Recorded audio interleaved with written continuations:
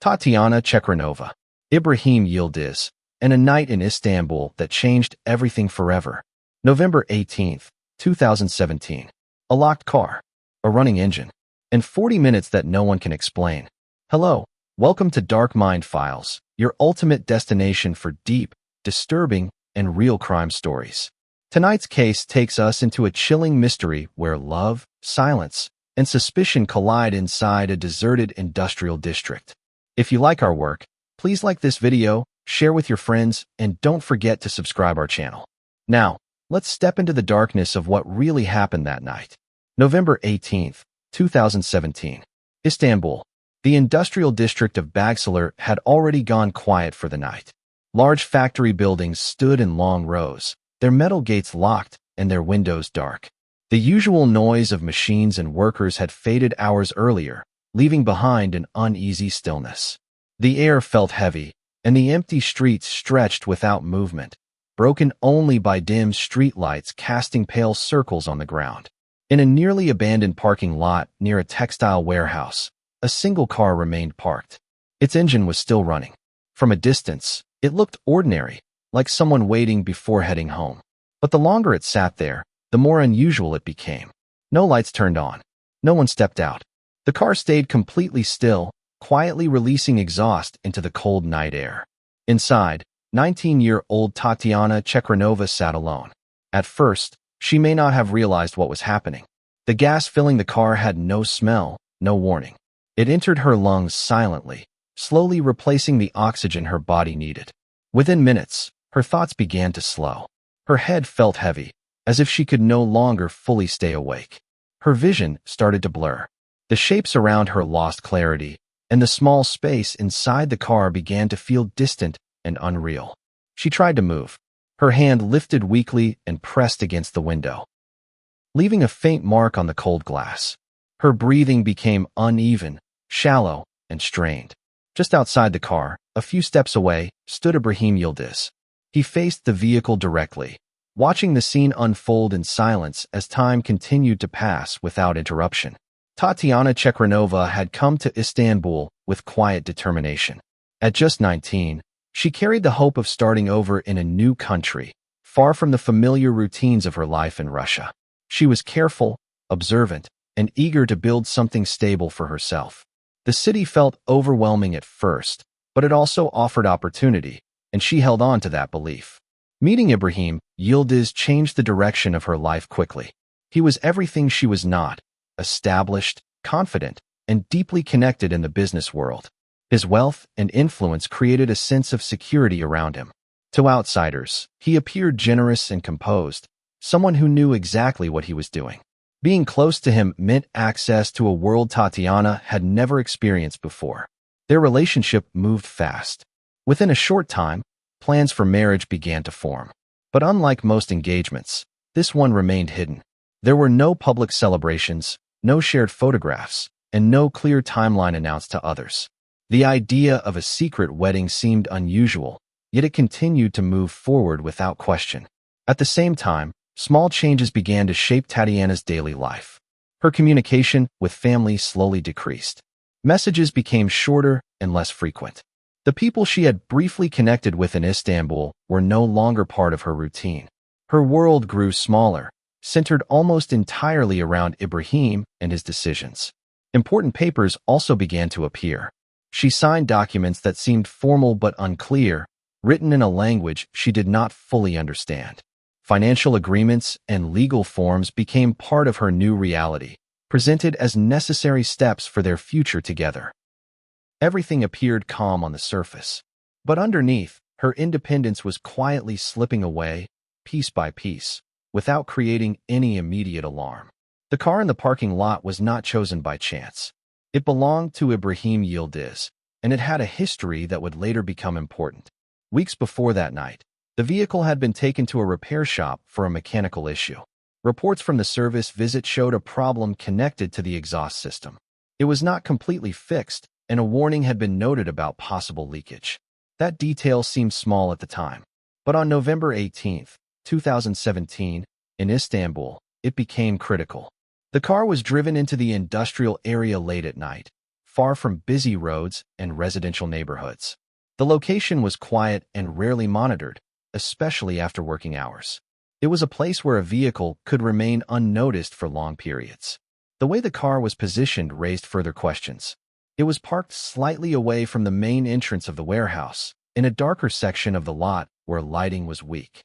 The angle of the vehicle made it less visible from the road, reducing the chance of anyone passing by and looking inside. Inside the car was Tatiana. There were no signs of struggle from the outside, but the situation inside told a different story. The doors had been locked, and there was no easy way for her to exit once the engine was left running. The engine itself played the most important role. With the exhaust issues still present, carbon monoxide began to enter the vehicle slowly. It built up over time, turning the interior into a dangerous, enclosed space. The longer the engine ran, the more the gas filled the cabin. After parking, Ibrahim stepped out. He left the engine on. He closed the door.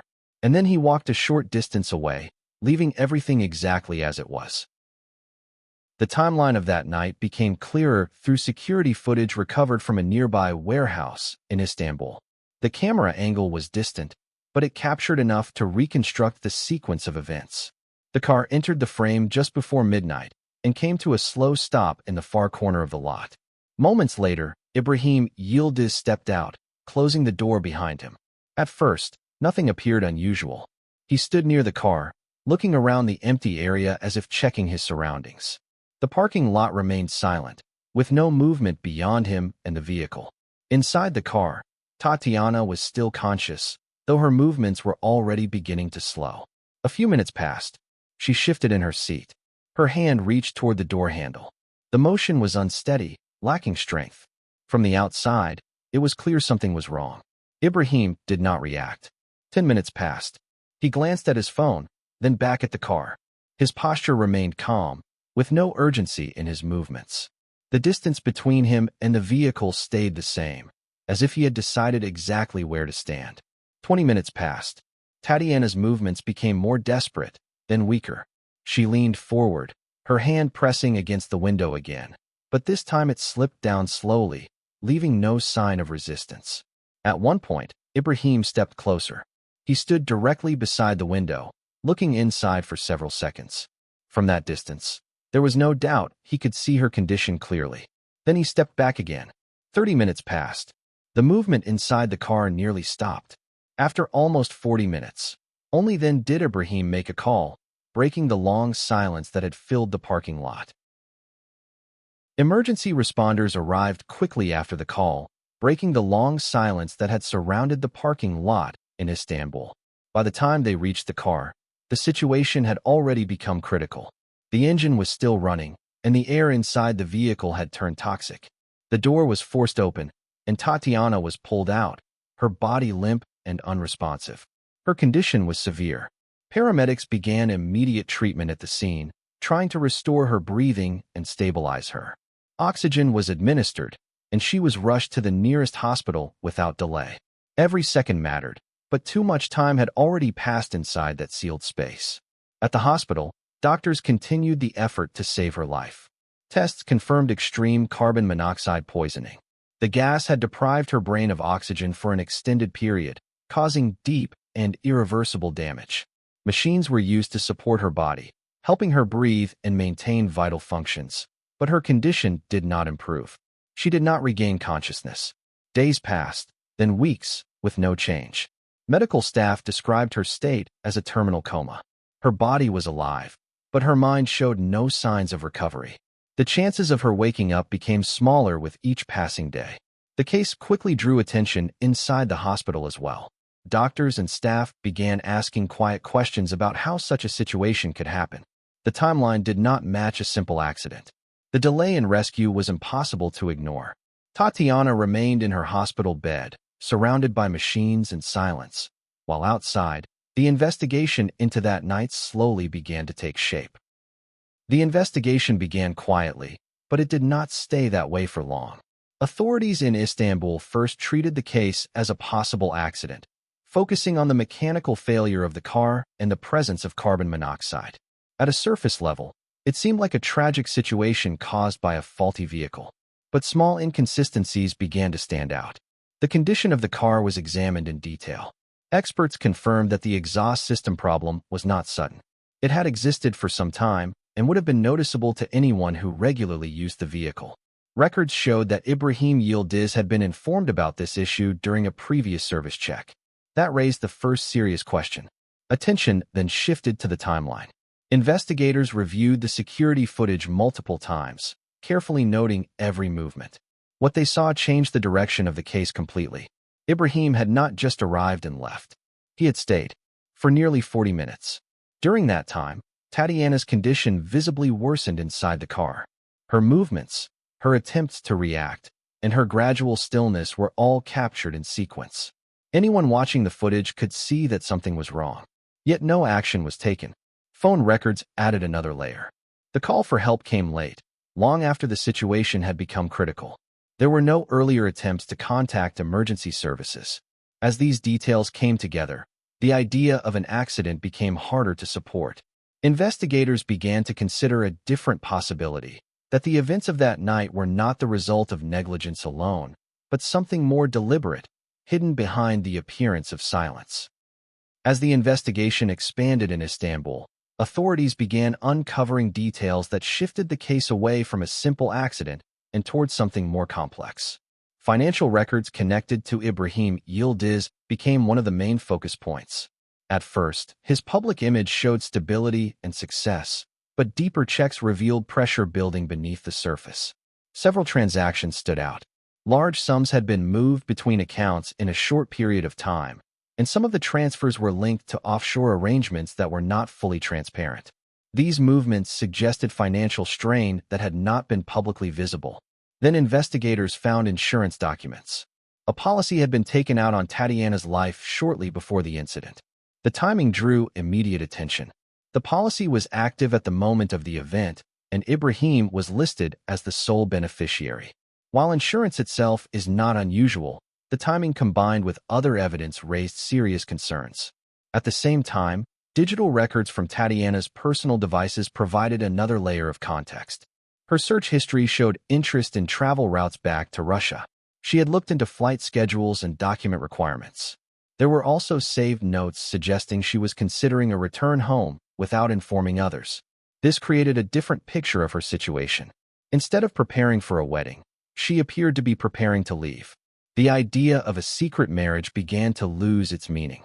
What once looked like a hidden romantic plan now appeared uncertain and unstable.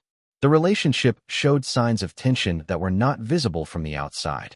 When all of these elements were combined, financial pressure, insurance timing, and Tatiana's hidden plans, the investigation moved into a more serious direction, where intent and motive became central questions rather than speculation. The final phase of the case in Istanbul did not bring a clear conclusion, but it changed everything about how the events were understood. What began as a suspected accident had turned into a complex investigation built around timing, behavior, and unanswered intent. At the center of it all remained İbrahim Yıldız, whose actions during those critical 40 minutes were now the main focus of legal debate. Prosecutors built their case around omission rather than direct violence. They argued that the danger inside the car was not hidden, and that the visible condition of Tatiana made the situation clear enough to demand immediate action. According to their interpretation, every minute of delay was a conscious decision that led to irreversible consequences. The defense took a different position. They emphasized uncertainty, claiming that İbrahim may not have fully understood the severity of what was happening inside the vehicle. They pointed to the lack of physical force and argued that no direct act could be proven as intentional harm. The case, they insisted, relied too heavily on interpretation rather than certainty. This divide created a legal gray zone. The court was forced to examine not only what was done, but what was not done.